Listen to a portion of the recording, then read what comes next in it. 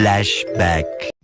Hello everyone, welcome back to my channel. আশা করি তোমরা সবাই অনেক ভালো আছো আর আমিও ভালোই আছি। এটা হলো আমার বোন, এই সবে কথা বলতে শিখছে, তাই জন্য ওর সাথে বসে বসে একটু কথা বলছিলাম। আর বিশ্বাস করো গাইস, এত পাকা পাকা কথা বলে, যদিও বা এটা এখন আমি শেখাচ্ছিলাম যে বল হ্যালো গাইস, বল পাশের মেয়েটা কে হয় এটা বল, এইসবই বলছিলাম। আর এটা হলো কালী পূজার দিন সকালে, মানে এত ব্যস্ত ছিলাম ভিডিও করাই হয়নি। তোমরা হয়তো ভাববে যে সবসময় ব্যস্ত ব্যস্ত কিসের এত ব্যস্ত বলি, কিন্তু সত্যি কথা বলতে ক্যামেরা ধরার কেউ নেই, যতটা করি নিজের থেকে করার চেষ্টা করি। আর আমার ভাইঝিয়ারে যে ছিল বাড়িতে, ওরাও মানে ব্যস্ত ছিল, সবাই কাজে ব্যস্ত ছিল, সেই জন্য ভিডিওটা করা হয়নি। এটা হলো আমাদের কালী পূজার ডেকোরেশন, ছোট একটা ডেকোরেশন, কেমন লাগছে জানিও।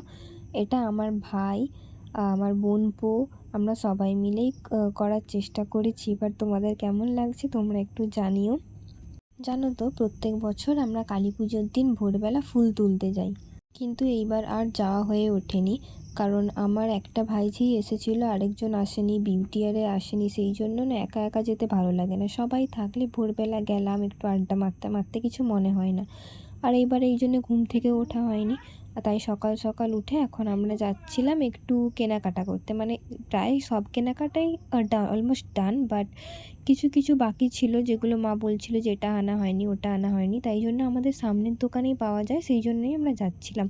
কিন্তু অনেক কিছু জিনিস নিতে হবে, তাই সাইকেল নিয়ে গেলে হবে না, তাই আমার স্কুটিটাই নিয়ে যাচ্ছিলাম। আর সঙ্গে ভাইয়া ছিল, ভাইয়াই একটু ভিডিওটা ধরে দিয়েছিল। আর যেতে যেতে শুধু আমায় জিজ্ঞাসা করছে, দিদি এখানটার ভিডিও করবো ওখানটার ভিডিও করবো। আসলে তো খুব ছোট, তোমরা তো দেখলেই, তাই জন্য আমি ওকে বলছিলাম তুই যেমন পারবি তেমনই কর। আর এই যে ভিডিওটা দেখছো, ওটা ওই ধরে দিয়েছে। যাই হোক, ছোট হলেও একটু যে ভিডিও ধরে দিয়েছে কেউ, সেটাই আমার কাছে অনেক। আর এখানে একটু নিয়ে নিচ্ছিলাম ফুল। ফুল অলরেডি আমার ভাইয়েরা নিতে গিয়েছিল, কোথায় কোলাঘাটে না কোথায় নিতে গিয়েছিল, কারণ ওখানে কম দাম আর আমাদের এখানে খুব দাম। সেই জন্য ওখান থেকে জাস্ট এমনি বাড়িতে পুজোর জন্য ফুল নিচ্ছিলাম। এখন একটু ফ্রি ছিলাম, এখনও কেউ আসেনি, সেই জন্য আমি বসে বসে কী আর করবো, গান চালাচ্ছিলাম। আর গান চালাতে চালাতে এত ঘুম পাচ্ছিল, ওখানে যে একটা বেডের মতো রাখা আছে তোমরা দেখলে, ওখানেই আমি শুয়ে পড়েছিলাম, ঘুমিয়ে পড়েছিলাম। আর আমার ভাইয়েরা তো গিয়েছিল একদম 2টোর সময় ফুল আনতে, কারণ এখান থেকে কোলাঘাট অনেকটাই দূর, সেই জন্য গিয়েছিল। আর ওরা ঘুমিয়েই যাচ্ছিল। ওরা উঠার পরে অনেকটা যেগুলো বাকি ছিল আর কি ডেকোরেশনে, সেগুলো করে দিয়ে আবার ওর বন্ধুদের ওখানে পুজো হচ্ছে, সেই জন্য সেখানে চলে গিয়েছিল।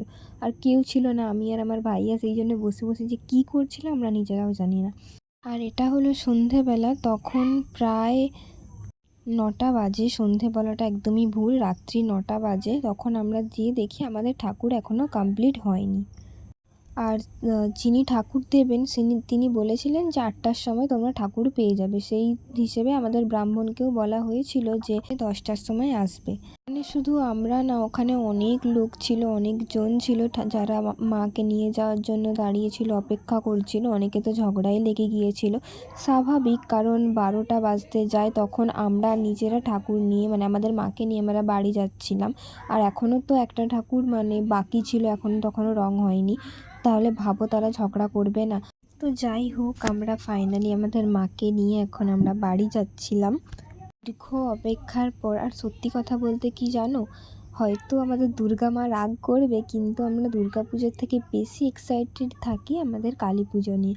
কারণ বাড়িতে মা আসা মানে তো একটা আলাদা ফিলিংস না। হ্যাঁ জানি, দুর্গা পুজো মানেও বাড়িতে মা আসে, কিন্তু নিজেদের বাড়ির পুজো মানে একটা আলাদা ফিলিংস। আর এই পুজোটাতে বিশ্বাস করো, আমরা সবাই সব মানে পরিবারে মিলে খুব মজা করি, খুব আনন্দ হয়, মনে একটা মানে আলাদা একটা শান্তি থাকে যে হ্যাঁ মা আসছে মানে সব ঠিক থাকবে, সব ভালো থাকবে, এই নিয়ে আমরা মানে খুব এক্সাইটেড থাকি। আর একটা কথা জানো, এইবারে আমাদেরকে মা অনেকটা অপেক্ষা করিয়েছে ঠিকই। ওখানেই আমি দাঁড়িয়ে দাঁড়িয়ে ভাবছিলাম যে এতটা অপেক্ষা করাচ্ছে মা, না কোনো কারণ তো আছে, কারণ যাদের ইচ্ছে ছাড়া একটা গাছের পাতাও নড়ে না। আর এই অপেক্ষা করার কোনো একটা কারণ আছে, কিন্তু ভেবে পাচ্ছিলাম না যে কী কারণ, কী অ্যাডভান্টেজ থাকতে পারে, কিছু তো আছে। কিন্তু তারপরে আমি বুঝলাম, কি জানো তো, আমরা যে 2 বছর যে মানে আমাদের এটা নিয়ে 3 বছর পুজো, আমরা যে 2 বছর মাকে নিয়ে এসেছি, কোথাও না কোথাও মানে সে আঘাত পেয়েছে, মানে আঘাত পেয়েছে মানে তাকে আনতে গিয়ে হয়তো তার কোথাও লেগেছে, এরকম হয়েছে। কিন্তু এইবারে বিশ্বাস করো এতটুকুও তার সে আঘাত পায়নি। খুব ভালো মতো আমরা তাকে আনতে পেরেছি, এটা আমার মনে খুব শান্তি ছিল। তারপরে বুঝতে পারলাম আচ্ছা এটাই হয়তো মায়ের ইচ্ছে ছিল। আমরা 2 বছর মানে আমরা ইচ্ছে করে আঘাত করতে চাইনি, হয়ে গিয়েছে। মানে হয় না, ঠাকুর অনেক আগে থেকে রেডি করে রাখে, সেই জন্য একটু ছেড়ে যায়, তো এরকম হয়েছিল। কিন্তু এই বছর আমরা খুব সুন্দরভাবে মাকে এনেছি আর খুব সুন্দরভাবে পুজো হয়েছিল। মা হয়তো চেয়েছিল যে এই বছর আমরা সারা রাত তার সাথে জেগে থাকি, তো সেই জন্যই হয়তো আমরা মায়ের সাথে জেগেছিলাম। আর আমাদের মাকে দেখতে এত মিষ্টি লাগছিল, এত সুন্দর লাগছিল না, চোখই ফেরানো যায় না। তোমরা জানিও তো আমাদের মাকে কেমন লাগছে। আর এখানে আমার কাকিমা বরণ করার পর আমিও বরণ করছিলাম, কারণ আমি বললাম যে আমি আমার মাকে বরণ করব না, যেহেতু আমি বরণ করতে জানতাম না, সেই জন্য আমার কাকিমাদেরকে জিজ্ঞাসা করছিলাম যে কীভাবে করতে হয়। তারা বলে বলে দিচ্ছিল আমায়। আর জানো তো, অনেকে এসেছিল কিন্তু মাকে দেখতে পায়নি বলে, মানে মা তো অনেক দেরিতে এসেছে আমাদের বাড়িতে, তো সেই জন্য অনেকে এসে অনেকে ফিরে গেছে। আর অনেকেই মানে আবার আমার ভাইয়ের দুটো বন্ধু ছিল যারা মা আসেনি বলে তারা বাড়িতেই উঠে আসেনি, তার জন্য খুবই খারাপ লাগছিল।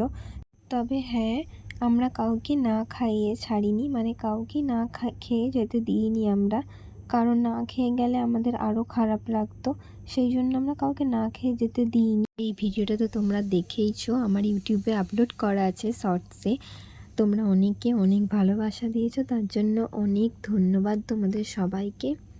আর বরণ করার পরে আমাদের এখানে পুজো শুরু হয়ে গিয়েছিলো। আর আমার দুই মাকে দেখতে পাচ্ছ, ওই যে একজন উঁকি মারছে, ওটা হলো আমার মা, আর এটা তো আমাদের সবার মা।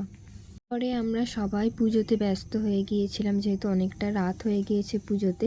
আমার ভাইয়ের যারা বন্ধু ছিল তারা তো ছিল কিছুক্ষণ, কারণ তারা না থাকলে মাকে আমরা ঠিকভাবে আনতেও পারতাম না। যেহেতু পুজো শেষ হতে হতে আমাদের 4:30 বেজে গিয়েছিল, সেই জন্য ভিডিও করার আর একটুও এনার্জি ছিল না। আর ভিডিও করার কথা আর মাথাতেও ছিল না যে হ্যাঁ ভিডিও করতে হবে।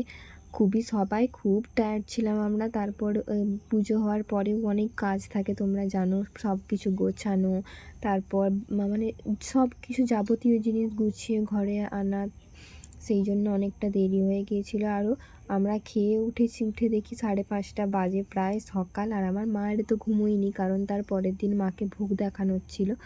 মানে তার পরের দিন বললে কথাটা ভুল হবে, সকালে মাকে ভোগ দেখানো ছিল, সকালে না দুপুরে দেখায়, তো সেই জন্য আমার মায়েরা ঘুমোয়নি, কিন্তু আমরা তো ঘুমিয়েই পড়েছিলাম, সেই জন্য আর ভিডিও করা হয়নি। তো যাই হোক, ভিডিওটা আমি এতটাই রাখছি। তোমাদের কেমন লাগলো জানিও, ভালো লাগলে অবশ্যই like, comment, share and subscribe করে দিও। আর জানো তো, আমরা যাতে পরিবার মিলে একসাথে মজা করতে পারি, সেই জন্য ছোট ছোট খেলা প্রাইজ রাখি। ভিডিওটা তো বড় হয়ে যাচ্ছে, সেই জন্য সেই ভিডিওগুলো আমি পরের কোনো ভিডিওতে শেয়ার করব। ততক্ষণ তোমরা ভালো থেকো, সুস্থ থেকো, টাটা।